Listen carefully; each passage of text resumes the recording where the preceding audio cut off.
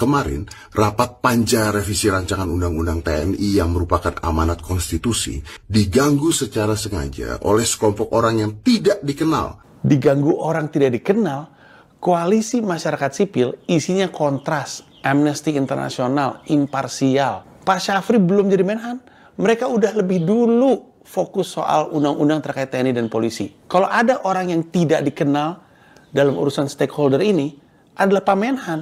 Bapak yang baru, beliau udah lama. Kok bisa sih Deddy Corbuzier disuruh bilang orang nggak dikenal? Kok bisa? Kami minta agar dihentikan karena prosesnya dilakukan secara diam-diam dan tertutup. Namun yang terjadi kemarin bukanlah sebuah bentuk kritik atau masukan yang membangun, tapi merupakan tindakan ilegal dan melanggar hukum. Ilegal dan melanggar hukum. Melakukan pelanggaran hukum, itu melanggar hukum. Gini aja deh, DPR itu kan Dewan Perwakilan Rakyat. Kalau rakyat pengen tahu lu ngapain, masa disebut pelanggaran hukum? Kalau rakyat pengen tahu wakilnya lagi ngapain, masa disebut anarkis? Gue punya hak untuk nanya lu ngapain di situ. Orang lu pada dipilih sama rakyat. Kita debat lawan debat lah. Ada rakyat Indonesia menerobos DPR lagi kerja. Apakah rakyatnya yang menerobos DPR lagi kerja pelanggaran hukum, atau DPR yang harusnya bikin undang-undang untuk rakyat, rapat diam-diam merupakan pelanggaran hukum? Kita bisa debat. Karena orang pengen tahu, ngapain lu rapatnya di situ? Kenapa nggak rapatnya di gedung DPR aja? Kan ada DPR TV tuh, lu bisa nonton rapatnya seperti apa. Karena harus di hotel. Lu mau melakukan apa? Izinkan saya, Menteri Pertahanan, mewakili pemerintah Republik Indonesia, menyampaikan kami juga berterima kasih kepada LSM yang ikut mengadakan koreksi-koreksi terhadap rancangan undang-undang tersebut. Walaupun saudara-saudara berada di luar dari proses prinsip jati diri TNI adalah tentara rakyat, tentara pejuang, dan tentara profesional. Kami tidak akan pernah mengecewakan rakyat Indonesia di dalam menjaga kedaulatan negara kesatuan Republik Indonesia.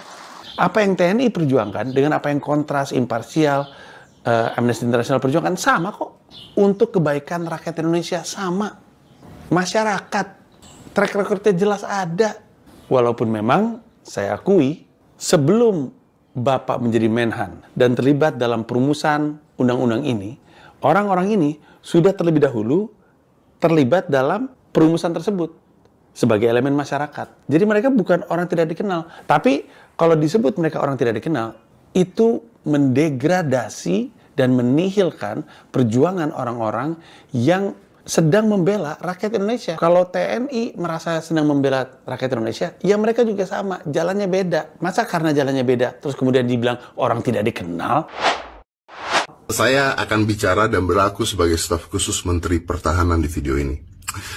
Kemarin, rapat panja revisi rancangan undang-undang TNI yang merupakan amanat konstitusi diganggu secara sengaja oleh sekelompok orang yang tidak dikenal. Di video, Deddy bilang, kemarin DPR Komisi 1 ketika lagi rapat diganggu oleh orang tidak dikenal. Sampai situ aja udah salah. Sampai situ aja udah salah.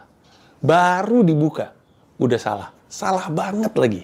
Masa disebut orang tidak dikenal, baru mulai aja udah salah. Orang tidak dikenal, Munir meninggal karena sedang membela hak asasi orang Indonesia. Kok bisa dibilang nggak dikenal? Kok bisa? Gue mau jelasin dulu bahwa rapat kemarin itu adalah resmi, konstitusional, dan tidak lagi membahas hal-hal seperti dui fungsi TNI. Bahkan Bapak Menteri Pertahanan Pak Syafri Syamsuddin itu sudah berkali-kali menegaskan, kalau ditanya juga, bahwa dui fungsi TNI itu sudah dikubur sejak dulu. Arwahnya sudah tidak ada. Bahkan jasadnya pun sudah tidak ada. Tidak ada dui fungsi di Indonesia lagi. Jangankan jasad, arwahnya pun udah nggak ada. Nggak usah khawatir sama dui fungsi ABRI. Dui fungsi ABRI itu udah nggak ada. Udah mati, rohnya nggak ada, jasadnya nggak ada, kata Deddy Corbuzier. Seperti yang diarahkan oleh Pak Menteri. Semuanya pada bilang, udah nggak usah takut lah, dui fungsi ABRI nggak akan ada lagi. Gue balikin lagi aja. Lu sendiri ngapain sih masih bahaya laten komunis? Udah nggak usah takut sama bahaya laten komunis. Komunis udah nggak ada, PKI udah bubar. Ngapain lu masih bisa bikin bahaya laten komunis? Ngapain? Nah, lu jawab dulu pertanyaan itu, baru lu bikin pernyataan gak usah khawatir sama Dwi Fungsi ABRI. Gak usah khawatir soal gue parno terhadap hal-hal yang lu anggap gak ada. Lu aja masih parno sama hal-hal yang gue anggap gak ada. Ini loh hal-hal yang membuat gue tuh sangat menyayangkan. Ini orang-orang ini enak banget ngomong di depan umum karena dia pikir gak ada yang nentang. Ada yang nentang. Ngomong di depan umum seakan-akan gak ada yang bisa ngasih perlawanan balik. Ada yang ngasih perlawanan balik. Gue cuma pengen orang-orang ini hati-hati aja kalau ngomong, mikir 2 kali lah sebelum ngomong. Soalnya ntar ada 1, 2, 3 atau 1 juta, 2 juta, 3 juta orang yang akan kesel karena dianggap bego. Kesel karena dianggap nggak bisa ngelawan. Pernyataan itu seakan-akan kita harus percaya begitu aja. Kayak, udah tenang aja, Dwi Fungsi ABRI itu udah nggak ada, ngapain lu takut? Udah nggak ada, itu nggak mungkin kembali gitu. Dia yang ngomong gitu, politisi ngomong gitu, menteri ngomong gitu, udah nggak ada gitu. Seakan-akan dia ngomong aja, kita percaya. Tapi pertama-tama kan kita berpegangan dengan draft yang kita temukan. Mereka nggak ngebuka sampai sekarang, setidaknya sampai video ini. Draftnya menyatakan ini mah balik seperti zaman dulu lagi kok. Bahkan pada prakteknya nggak usah direvisi.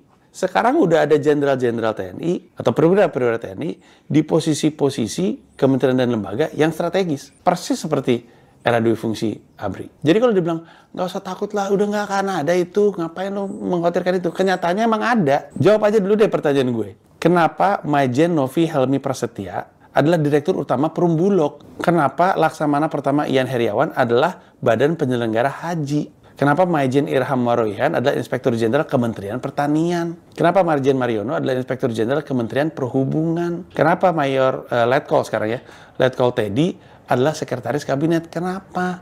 Padahal 10 kementerian dan lembaga yang boleh diisi sama TNI, nggak ada ini semua. Gue balikin lagi. Kementerian Perhubungan, Kementerian Pertanian, Penyelenggara Haji, Perum Bulog. Mana? Mana? Nggak ada. Lu mau 1000 kali ngomong nggak ada Dwi Fungsi ABRI, jelasin itu apa? ABRI posisi sipil, Dwi fungsinya.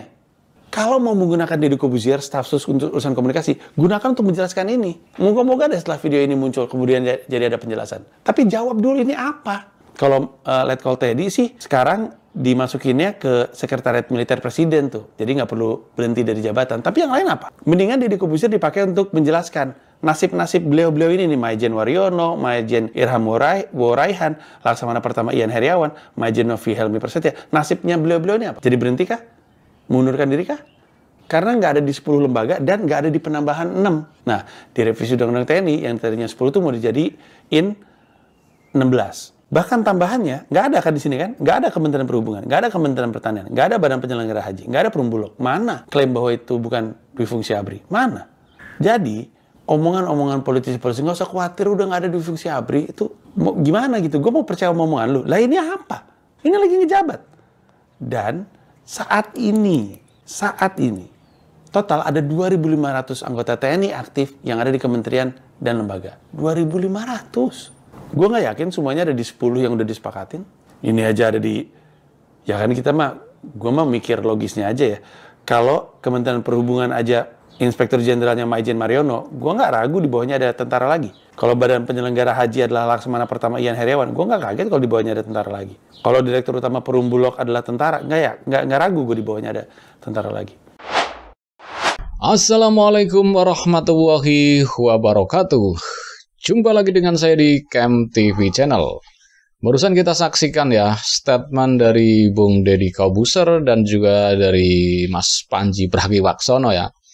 Di sini beberapa waktu yang lalu ya, Bung Deddy Corbuzier sebagai staf khusus dari Kementerian Pertahanan ya,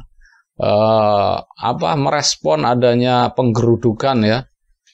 Rapat di Komisi 1 yang rapat di hotel mewah digeruduk oleh koalisi masyarakat sipil ya.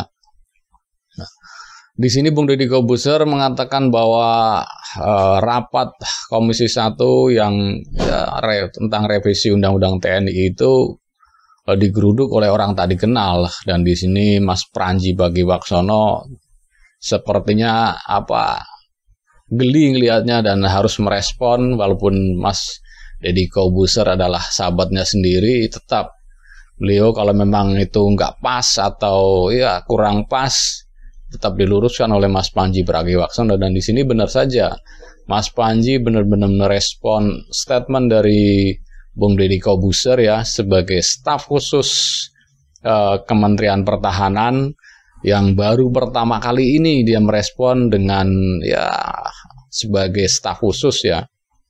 Dan Mas Panji di sini benar-benar tidak membela pemerintah atau membela, intinya meluruskan lah kalau memang ini nggak benar ya. Mas Panji memang langsung bersuara, dan itu benar saja ya.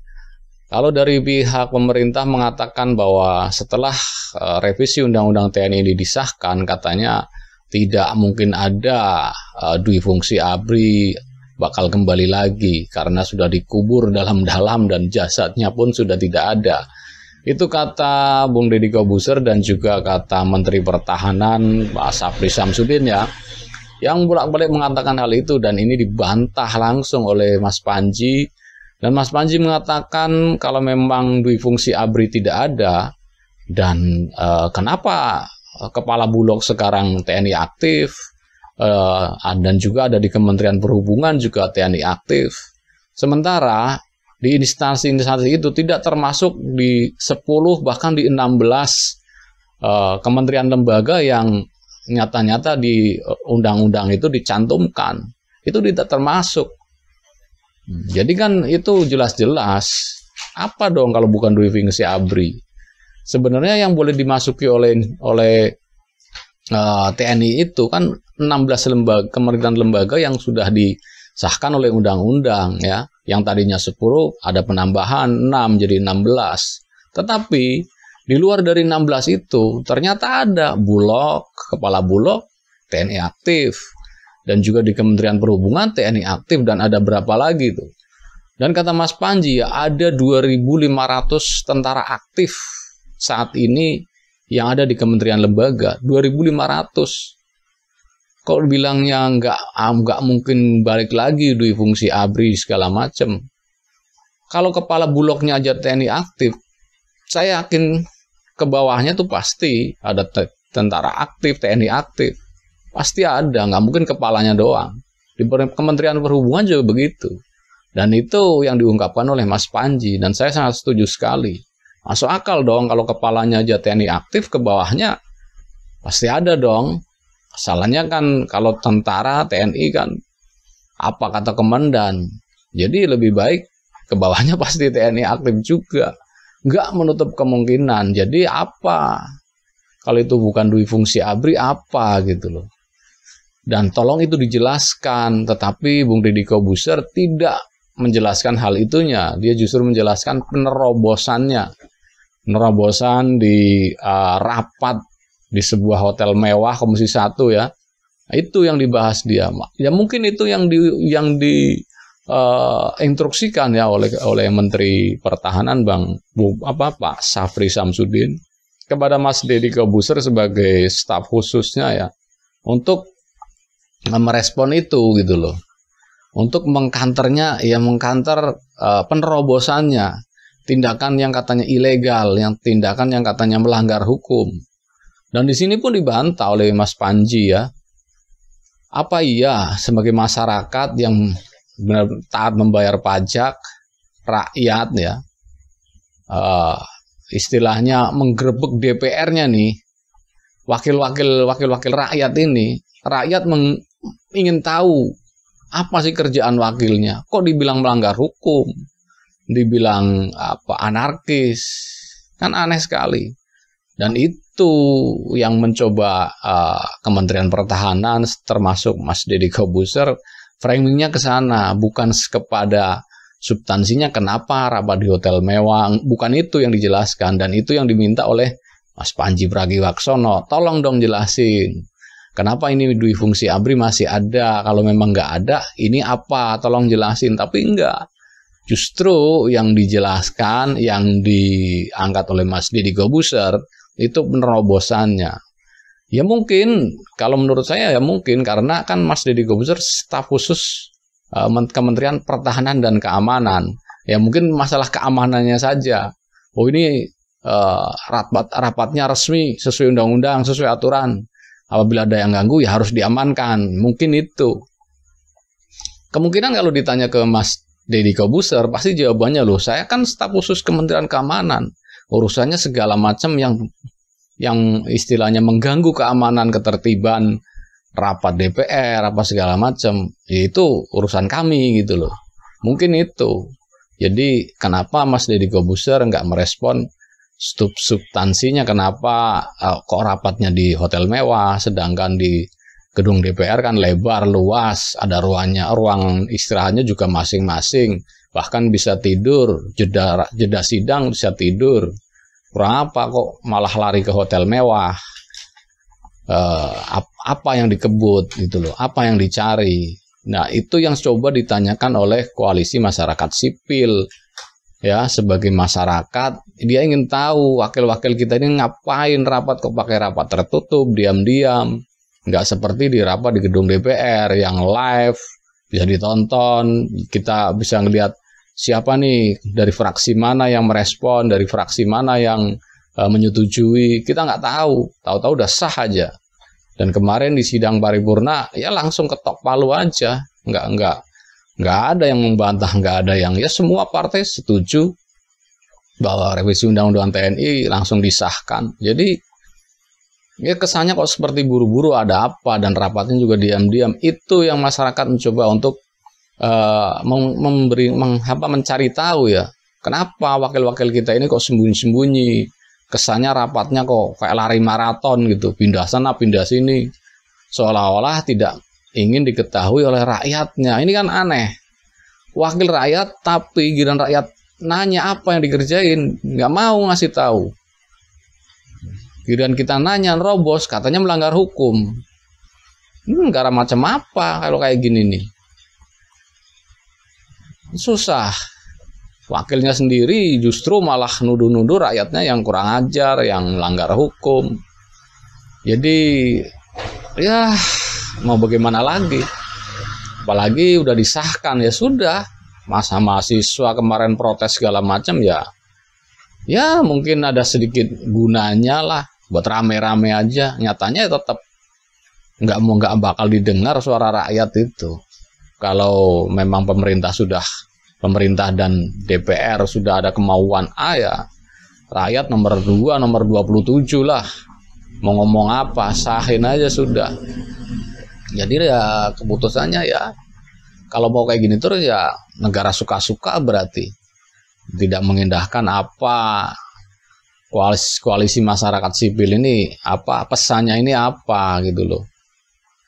Nah, jadi kalau dibilang dui fungsi ABRI sudah dikubur, jasanya juga tidak ada, sepertinya ini nggak masuk di akal. Sedangkan kenyataannya TNI aktif ada di Kepala Bulog, ada di Kementerian Perhubungan, yang notabene kementerian-kementerian tersebut tidak masuk di dalam 16 poin yang dicantumkan di undang-undang. Di luar dari itu.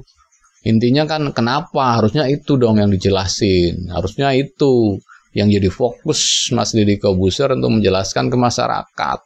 Itu loh. Harusnya itu yang dijelaskan. Dan kita bertanya kepada staf Menteri Pertahanan Keamanan Mas Deddy Kobuser, tolong jelasin itu. Dan Mas Panji pun sebagai sahabatnya Mas Deddy, ya itu yang ditanya, apa sebenarnya urgensinya apa. Tetapi kata Mas Panji, Mas Deddy Kobuser itu memindahkan topiknya. Jadi yang dibahas adalah penggerbekannya, penggerudukannya yang katanya melanggar hukum. Justru tidak membahas kenapa rapatnya diam-diam, kenapa rapat di hotel mewah, kenapa mesti nggak dibuka ke masyarakat, kenapa mesti buru-buru disahkan.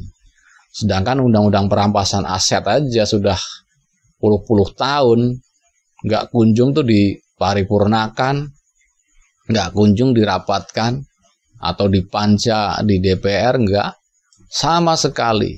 Malah ini undang-undang yang tidak masuk ke prolegnas, tahu-tahu disidangkan, tahu-tahu pakai acara panja, pakai rapat di hotel mewah, dan selang 1 hari langsung disahkan di rapat paripurna DPR. Ini kan kesannya ya sepertinya pemerintah ini pilih-pilih ya. Mana yang undang-undang, pasal-pasal yang menguntungkan penguasa, ya itulah yang didulukan. Tetapi giliran undang-undang perampasan aset koruptor, seolah-olah mati suri. Seolah-olah kita ya sudah nggak kelihatan lagi batang hidungnya kalau orang itu ya. Sudah nggak kecium lagi baunya, entah kemana, koruptornya udah kemana, perampasan asetnya udah hilang. Jadi intinya ya suka-sukalah negara ini mau dibikin apa, rakyat ya hanya bisa ya jadi korbannya seperti ini. Oke, mungkin cukup sekian dulu ya reaction video dari saya, dan mungkin bagi Anda yang ingin berkomentar silakan tulis komentar Anda di kolom komentar yang tersedia. Dan bagi Anda yang belum subscribe, silahkan subscribe supaya dapat bonus tontonan video terbaru setiap harinya dari Camp TV Channel. Wassalamualaikum warahmatullahi wabarakatuh. Salam waras.